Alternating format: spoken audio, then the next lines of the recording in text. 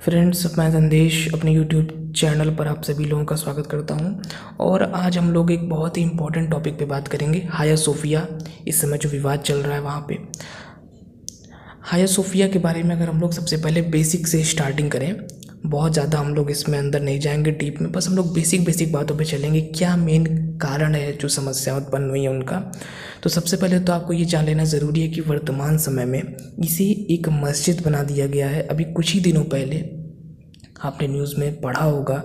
और ये इसका इंटरनल स्ट्रक्चर है अपने आप में ये एक अनोखा, मतलब पूरी तरीके से जब इसका निर्माण हुआ था तब इसके बराबर की कोई भी इमारत नहीं थी। और अभी भी इसका अपना एक अलग ही अंदाज है, अलग ही शैली की ये इमारत है। और जब इसका निर्माण हुआ 532 एडी से 537 एडी के बीच में इसका निर्माण हुआ। और बाइजेंटाइन साम्राज्य के जस्टिनियन जो शासक थे उन्होंने इसका निर्माण करवाया। और जब इसका निर्माण हुआ उस समय ये जो इसके चारों ओर आप मीनारें देख रहे हैं वो मीनारें नहीं थी, क्योंकि जब ये बना था तब ये एक चर्च था। उसके बाद 1453 में ये मस्जिद बन गया। और उसके बाद फिर ये 1930 के दशक में म्यूज़ियम बन गया। और इसको म्यूज़ियम बनाने का सबसे बड़ा श्रेय जिनको जाता है वो उनकी तस्वीर आप इस समय अपने स्क्रीन पे देख रहे हैं, मुस्तफ़ा कमाल अतातुर्क, जिन्हें आधुनिक टर्की का जनक भी माना जाता है। मतलब जो दर्जा हम महात्मा गांधी को अपने देश में देते हैं इंडिया में, वही दर्जा अतातुर्क को दिया जाता है टर्की में। तो इनका इम्पोर्टेंस आप समझ सकते हैं कि कितना ज़्यादा ये इम्पोर्टेंट है टर्की के लिए। और क्यों इन्होंने ऐसा किया, ये यद्यपि अगर हम ध्यान से इस पे देखें तो टर्की एक सेक्युलर देश है। हर धर्म के लोग वहाँ रह सकते हैं, कोई वहाँ प्रॉब्लम नहीं है। इसी चीज़ को और प्रमुखता से बताने के लिए उन्होंने ऐसा किया, जिससे ये ना हो कि ये बिल्डिंग इस पर्टिकुलर रिलीजन की है तो ये जो हमारा देश ये पर्टिकुलर इस रिलीजन से संबंधित है। तो चलिए, टर्की की बात हो ही रही तो थोड़ी सी इसकी लोकेशन हम देख लेते हैं और बातें भी होती रहेंगी साथ में। तो ये है टर्की जिसकी अभी हम बात कर रहे थे। और अतातुर्क महोदय बेसिकली इसे एक ऐसा देश बनाना चाहते थे जहाँ पर कोई पाबंदी न हो। और वर्तमान समय में अगर आप टर्की को देखें, एक इस्लाम कंट्री है लेकिन बाकी सब इस्लामिक कंट्री से थोड़ा अलग है। लोकेशंस में लोग साथ में देख रहे हैं, ऊपर इसके ब्लैक सी आपको देखने को मिलेगा, ये टर्की है। और बगल में यहाँ पे आपको देखने को मिलेगा सी ऑफ मार्मरा। और सी ऑफ मार्मरा में ही एक मार्मरा आइलैंड है जिसके नाम पे इसका नामकरण किया गया है।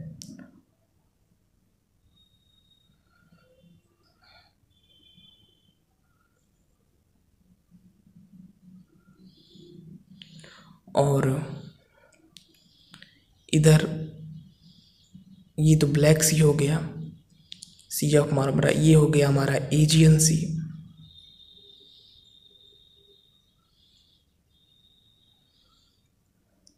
और अगर आप ध्यान से देखें तो जो ग्रीस है और जो टर्की है इसके बीच में अगर कभी पूछा जाए कि कौन सी वाटर बॉडी है तो वो आपकी एजियन सी है। और बहुत सारे छोटे छोटे आइलैंड्स भी हमको एजियन सी में देखने को मिलते हैं।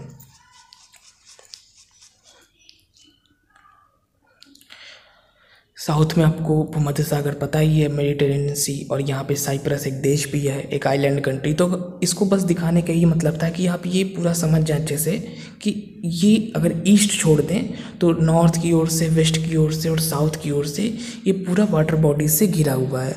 और सभी वाटर बॉडीज़ के नाम भी आपको पता होना ज़रूरी है, black sea, sea of Marmara, Aegean sea और मेडिटेरेनियन सी। और ये है टर्की जिसकी की कैपिटल है इस्तांबुल। और जो हम बात कर रहे हैं जिस बिल्डिंग की, हाया सोफिया, वो इस्तांबुल में ही स्थित है। अब हम वही इस्तांबुल को थोड़ा देख लेते हैं। बिल्कुल सी ऑफ मार्मरा और उसके ऊपर ब्लैक सी, उसके बीचों बीच है जो लैंड एरिया है, वहीं पर ये स्थित है इस्तांबुल। बहुत सारे लोग कंफ्यूज रहते हैं इस्तांबुल में और अंकारा में। तो अंकारा इसकी कैपिटल नहीं है, यद्यपि अंकारा एक बड़ा शहर है लेकिन कैपिटल इस्तांबुल भी है, इस्तांबुल ही है, सॉरी, इस्तांबुल इसकी कैपिटल है। और सुल्तान अहमद एक वहाँ पे एक ब्लू मॉस्क है और उसी के सामने जिसकी अब बिल्डिंग की हम बात कर रहे हैं, हाया सोफिया, कहीं कहीं आया सोफिया भी लिखा होता है, तो उससे आप कंफ्यूज मत होइएगा। तो यही हम लोग इसकी बात कर रहे थे कि स्टार्टिंग में जब ये बना 532 से 537 एडी के बीच में, तब ये एक चर्च था, क्योंकि उस समय ईसाई धर्म के जो भी शासक थे उनका शासन था वहाँ पे। इसके बाद क्या हुआ, शासक बदलते गए, शासन बदलता गया, धर्म बदलता गया, वहाँ का जो वहाँ के शासक थे उनका धर्म बदलता गया, शासन बदलता गया, और फिर धीरे धीरे चेंजेस आना शुरू हो गए।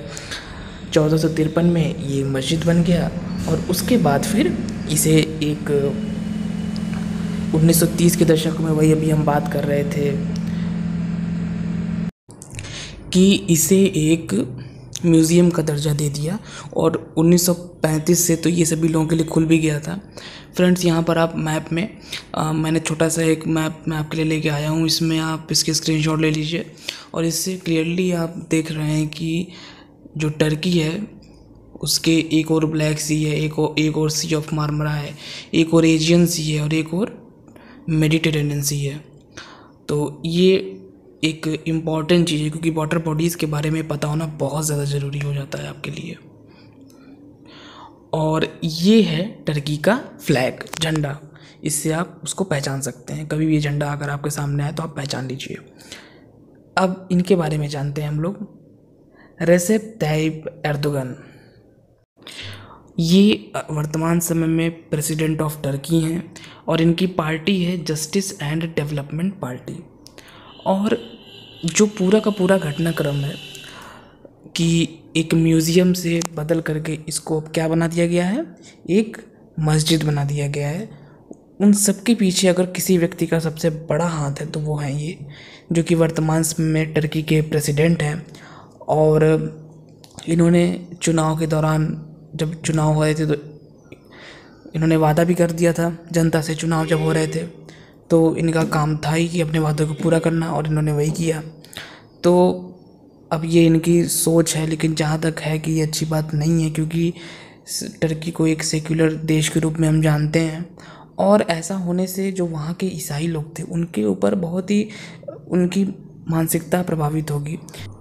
और इन सभी चीज़ों के पीछे अगर हम ध्यान से सोचें तो एक ही चीज़ नज़र आती है, अपना प्रभुत्व स्थापित करना, और कहीं ना कहीं अपने धर्म के लोगों को, उस पॉपुलेशन को अपनी ओर आकर्षित करना। यही साफ इसके पीछे नज़र आ रहा है, क्योंकि इससे जो इनके वोटर्स होंगे, जो इस्लाम धर्म को मानने वाले होंगे, वो तो खुश होंगे। लेकिन अगर ध्यान से देखें तो ये चीज़ उचित बिल्कुल भी नहीं थी, क्योंकि जब तक ये स्थानिक म्यूज़ियम था वो सभी के लिए खुला था, सभी लोगों का उस पर एक समान अधिकार था। लेकिन जब से एक पर्टिकुलर धर्म से संबंधित स्थान होने का ठप्पा लग गया इस पर, जब से एक ये मस्जिद के रूप में अभी ये स्थापित हो चुका है, तो अब जो वहाँ के ईसाई लोग होंगे, जो इस्लाम धर्म को मानने वाले होंगे, या और भी जो लोग होंगे, उनमें एक अब दीवार हमें देखने को मिलेगी। अब उनमें एक कह सकते हैं कि डिवाइडेशन हमें देखने को मिलेगा, जो कि पहले नहीं था। लोग एक टूरिस्ट प्लेस की तरह यहाँ घूमने जाते थे। यद्यपि अभी भी ये ऐसा सुनने में आ रहा है कि टूरिस्ट प्लेस रहेगा, लोग घूमने आएंगे, लेकिन वो एक मानसिकता तो यहाँ हावी हो ही जाएगी कि ये एक मॉस्क है, ये एक मस्जिद है, जो कि पहले क्या था, एक म्यूज़ियम था। तो एक म्यूज़ियम जब था, प्लेस वही है, स्थान वही है, लेकिन बस कुछ चीज़ों के बदलाव होने से ऐसा हो गया। और ऐसा इस बिल्डिंग के साथ कई बार हुआ है। यहाँ तो एर्दोगन महोदय थे, लेकिन इसके पहले जब ये बना तो चर्च था। इसके बाद फिर ये 1453 में ये मस्जिद के रूप में हो गया। और जब ये मस्जिद हुआ था उस समय जब आप पढ़ेंगे इसके बारे में डिटेल में, तो बहुत सारे ऐसे चीज़ों को हटा दिया गया था जिनसे ये सब पता चल रहा था कि ये एक ईसाई धर्म से संबंधित ये एक बिल्डिंग है। जो भी उनके प्रतीक चिन्ह थे उनको मिटा दिया गया। और जो आप चारों ओर मीनार देखते हैं, मैंने भी आपको दिखाया भी था पहले, वो चीज़ें बाद में बनाई गई थी, जिससे एक ये इस्लाम धर्म की बिल्डिंग लगे ऐसा देखने में। तो ये जो बिल्डिंग है, इसका इतिहास भी कुछ ऐसा है कि कभी चर्च है, फिर ये एक मस्जिद बना, फिर ये 1930 के दशक में एक म्यूज़ियम बन गया, जो कि एक मिसाल के रूप में था कि टर्की एक सेक्युलर कंट्री है, हर धर्म के लोगों को समान अधिकार प्राप्त हैं और ये स्थान सभी के लिए एक जैसा है। लेकिन अभी हाल ही में जो अदालत ने अपना फैसला सुनाया है, तभी से ये एक मस्जिद के रूप में कन्वर्ट हो चुका है। और ये पूरे विश्व के लिए एक अच्छी बात नहीं है, क्योंकि जो भी अगल बगल के देश हैं सभी इसके चीज़ के खिलाफ अपनी आवाज़ उठा रहे हैं। फ्रेंड्स, हम लोग तो खैर जियोग्राफी के स्टूडेंट्स हैं, हम लोग इसकी ज़्यादा पॉलिटिक्स में नहीं जाएंगे, लेकिन पर्सनली मेरा ये मानना है कि अगर पर्सनली मुझसे कोई पूछे तो ऐसा नहीं होना चाहिए था। और चुनाव के लिए, अपने वोटर्स को लुभाने के लिए, अपने पर्टिकुलर एक धर्म को थोड़ा सा आगे बढ़ाने के लिए या उन लोगों को खुश करने के लिए ऐसा किया गया है, ये साफ इससे पता चल रहा है। लेकिन ऐसा नहीं होना चाहिए, क्योंकि जो एक अलग लेवल था इस स्थान का, था एक म्यूज़ियम के तौर पे, वो निश्चित ही अब प्रभावित होगा और लोगों की आस्था काफ़ी ज़्यादा इससे प्रभावित होगी, स्पेशली जो ईसाई धर्म के अनुयायी होंगे उनकी।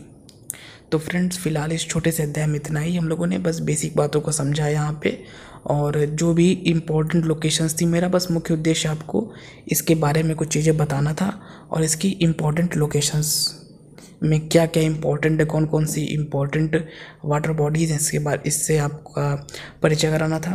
तो फिलहाल इस अध्याय में इतना ही। वीडियो छोटा सा है, अगर आपको थोड़ा भी इन्फॉर्मेटिव लगा हो तो वीडियो को लाइक करें, शेयर करें एंड हमारे इस चैनल को सब्सक्राइब करें। Thank you friends.